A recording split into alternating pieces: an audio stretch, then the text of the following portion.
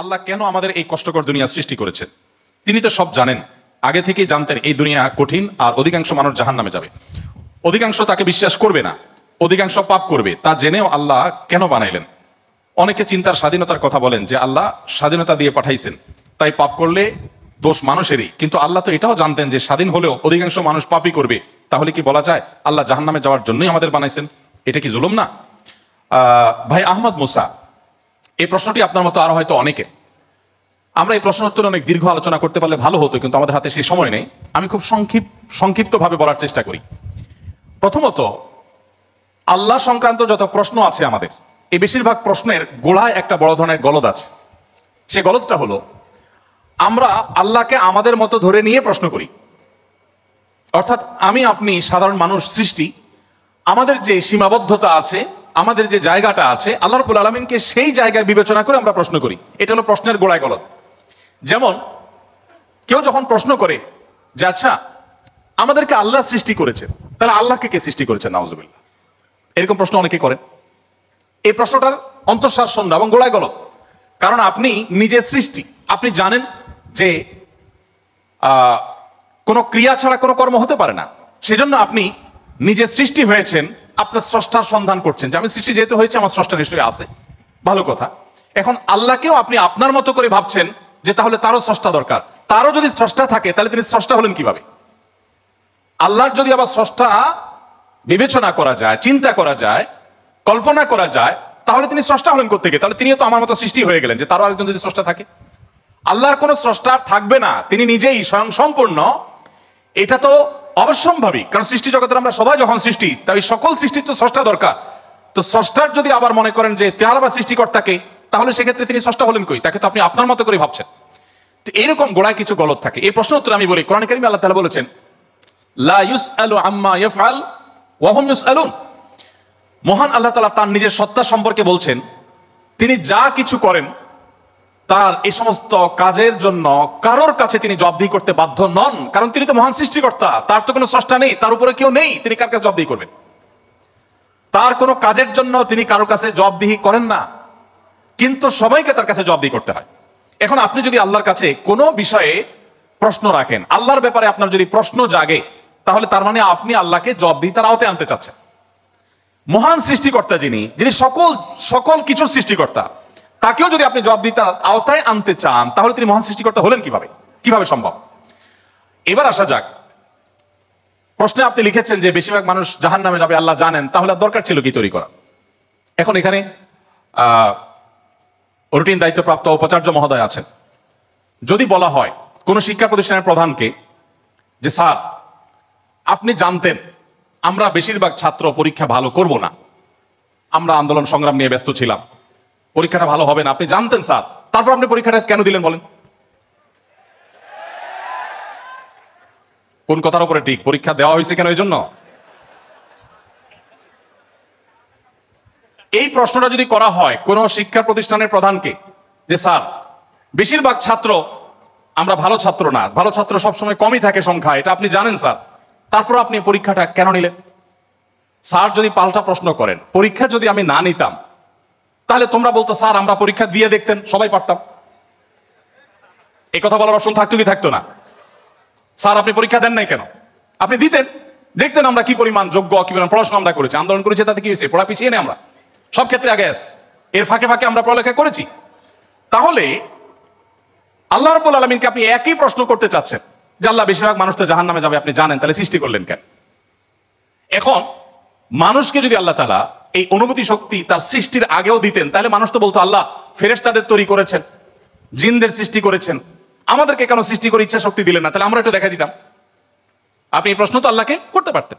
মূলত এই সমস্ত প্রশ্নের গোড়ায় গলদ আছে। দেখুন, আল্লাহ রাব্বুল আলামিন যখন মহান সৃষ্টিকর্তা, আপনি একটি পুতুল তৈরি করেছেন, মাটির দুটি পুতুল তৈরি করেছেন, একটি পুতুল আপনি রেখেছেন, আরেকটি পুতুল আপনি ভেঙে দিয়েছেন। এখন আমি যদি আপনাকে প্রশ্ন করি, ভাই কাজটি কি ভালো হলো? একটা পুতুল রাখলেন, আরেকটাকে ভেঙে দিলেন, কেন এরকম করলেন?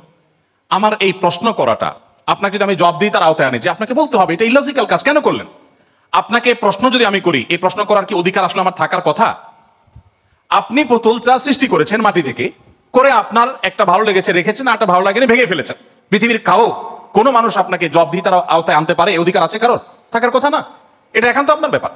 আল্লাহ রাব্বুল আলামিন যখন কিছু মানুষকে জান্নাতে দিবেন, কিছু মানুষকে জাহান্নামে দিবেন, জাহান্নামীদের সংখ্যা অনেক বেশি হবে, এই সংবাদ জানার পর আমার মধ্যে তো এই তাড়া কাজ করার কথা, যদি আমাকে জাহান্নামে যেতে হয় তাহলে আমার পরিণতি কি হবে?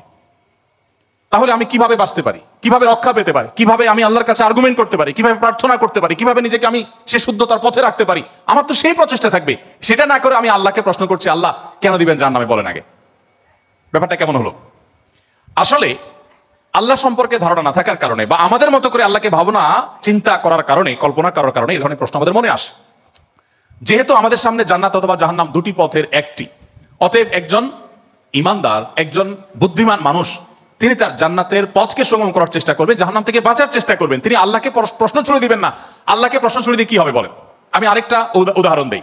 ধরুন আপনি একজন মানুষ, আপনাকে বলেছে দরখাস্ত দিতে, তুমি আমার কাছে দরখাস্ত দাও। আপনি আপনার এলাকার জনপ্রতিনিধির কাছে কোনো একটা কাজ নিয়ে গিয়েছেন এবং সাথে দরখাস্ত তো নিয়েছেন, সাথে সুপারিশ নিয়ে গেছেন, হাই হ্যালো নিয়ে গেছেন, কাউকে দিয়ে ফোন করিয়েছেন, নানাভাবে আপনি চেষ্টা করে আপনি গিয়েছেন। সেই ভদ্রলোকের অফিসে যাওয়ার পর আপনি অনেক চেষ্টা করেছেন, কাজটা হয় নাই। এখন আপনি কিন্তু জানতেন যে আমি দরখাস্ত লেখার নিয়ম আছে সেই হিসাবে লিখেছি, আবার সুপারিশও করেছি, কিন্তু আসলে হবে সেটাই যেটা তিনি চাইবেন, তার ইখতিয়ার আছে এটা পাশ করা বা না করা। এখন আপনি যদি যে তাকে বলেন, ভাই নেতা সাহেব, যেহেতু বিষয়টা সম্পূর্ণ আপনার ইচ্ছাধীন, আপনি দিবেন কি দিবেন না সম্পূর্ণ আপনার ইখতিয়ার, আইনও সেভাবে, নিয়মও সেভাবে, সিস্টেমও সেটা, ইখতিয়ার 100% আপনার অধীনে, আপনি চাইলে দিবেন, না দিলে নাই, তাহলে নাটক কেন করলেন? দরখাস্ত দেওয়ালেন কেন আমাকে দিয়ে?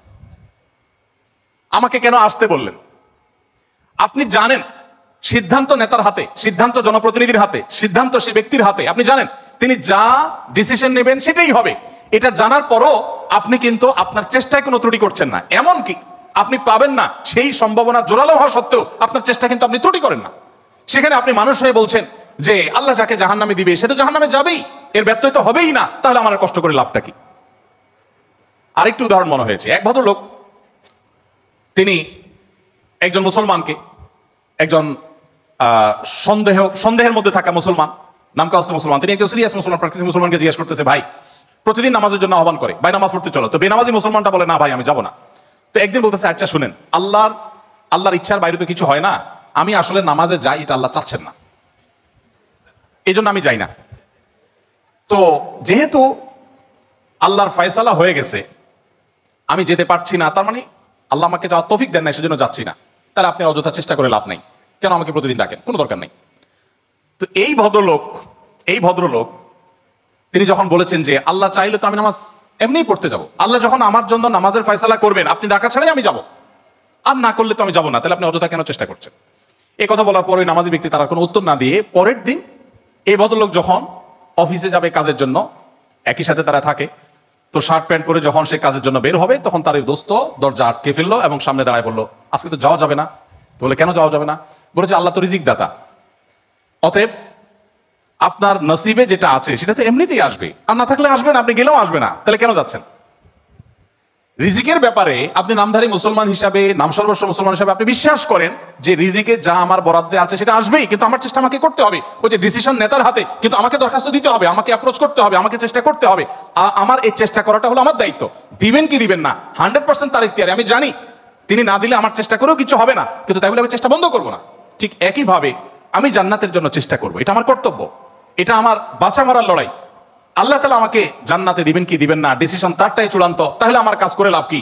এই প্রশ্ন একেবারেই অবান্তর, একেবারেই অযৌক্তিক, কারণ পার্থিব জীবনে অন্য কোনো ক্ষেত্রে আমরা এটাকে অ্যাপ্লাই